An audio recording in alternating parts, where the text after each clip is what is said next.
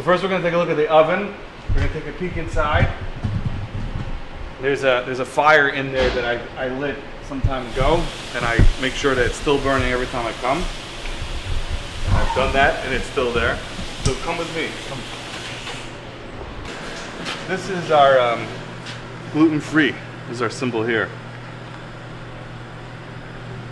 Lancaster County Kosher. Actually, this one actually says the blessing that you make. One recites before eating it. Because this is pretzels usually are one blessing, but gluten-free is a different kind. So I wanted to specify it.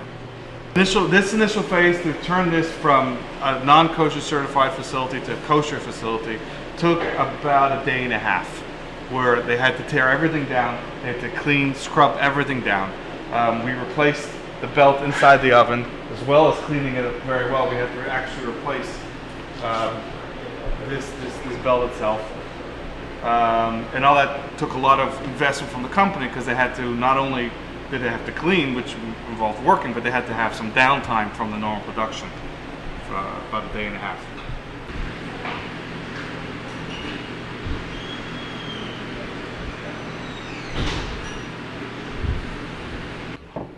Kosher it literally means fit to eat. It happened over time, but in the middle 19th century, middle 20th century, in the middle 1900s, the Orthodox Union is the first kosher certifier in the United States, and the first thing they certified was coffee. And what's happened, perception of the consumer, even for people who weren't Jewish or weren't observant, started to evolve that kosher means better quality.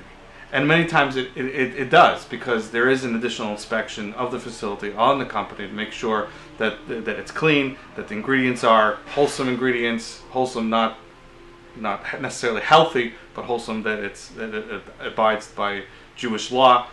And just having another set of eyes on the company often makes the company be sure to adhere to better standards. So we have here, this is one ingredient that I look for to make sure that it's still under kosher certification from the factory.